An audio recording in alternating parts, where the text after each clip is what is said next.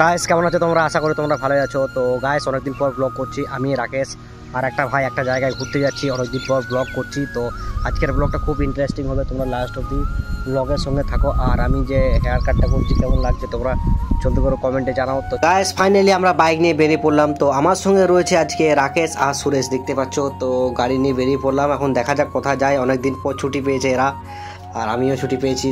ঘুরতে ঘুরতে আমরা চলে এলাম এখন দুর্গাপুর ব্যারেজে, দেখতে পাচ্ছ ব্যারেজে প্রচুর ওভার জল একদম পুরো। আর এ দিয়ে কি করছে এটা,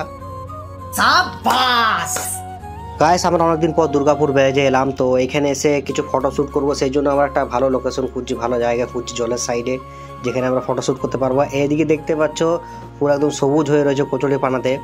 তো দেখা যাক কোথায় ফটোশ্যুট করি। তো রাকেশ ওই যে নেমে যাচ্ছে এদিকে এই সিঁড়িতে। তো এই পাইপের এখানে ফটোশ্যুট করবো জলের সাইডে, দেখতে পাচ্ছ। আর এখানেই কুকুরটা বসে আছে। তো তুই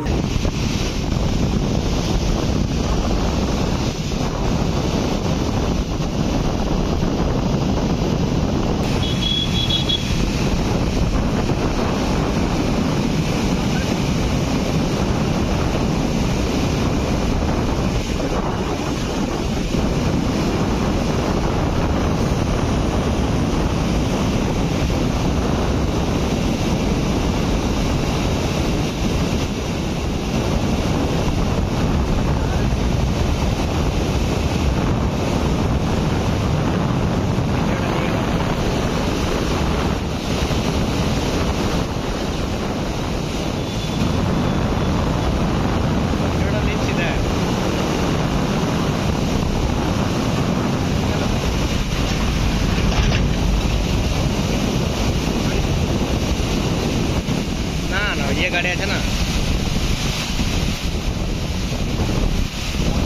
গাইস। অনেকক্ষণ ঘোরাঘুরির পর খিদে পেয়েছিল, দেখতে পেলাম এখানে চপ, ব্রেড চপ বানাচ্ছে, ডিম চপ সব কিছুই রয়েছে। এই দোকানটা রয়েছে ব্যারাজের এই সাইডে, ব্যারাজের এই সাইডে বাঁকুড়া পড়ে যাচ্ছে। তো আমরা এখন এখানে ব্রেড চপ খাবো, তারপর একটু ঘোরাঘুরি করবো, দেন তারপর আমরা এখান থেকে বেরোবো। আমরা চলে আসলাম বিসর্জন ঘাটের এখানে, দেখতে পাচ্ছ সবাই বসে রয়েছে এখানে, সন্ধ্যা আরতি হবে। তো আমরা বেশিক্ষণ থাকতে পারবো না, কারণ আমরা একটু বেরিয়ে যাবো এখান দিয়ে, আমরা সবাই চলে যাবো জংশন মল, একটু ঘোরাঘুরি করবো ওখানে। গাইস আমরা বিসর্জন ঘাট থেকে জংশন মলে চলে এসে, দেখতে পাচ্ছ। তো এখানে একটু ঘোরাঘুরি করবো, অনেকদিন পর ছুটি পেয়েছি, অনেকদিন পর এসেছি এখানে। তো এখানে একটু ঘোরাঘুরি করবো, একটু ফ্রেশ হবো, তারপর আমরা একটু বসবো এখানে, আড্ডা দেবো, তারপর এখান থেকে আমরা বেরিয়ে যাবো। তো গাইস তোমরা এই চ্যানেলে যারা নতুন তাদেরকে বলছি প্লিজ তোমরা চ্যানেলটাকে সাবস্ক্রাইব করো, তোমাদের ভাইকে সাপোর্ট করো।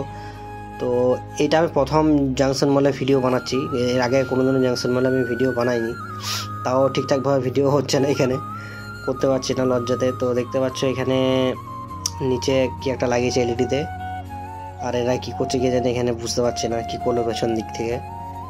দেখতে পাচ্ছ এলইডিতে কিছু একটা শো হচ্ছে, কিছু একটা অ্যাড চলছে। তো এটা হচ্ছে দুর্গাপুর জংশন মল।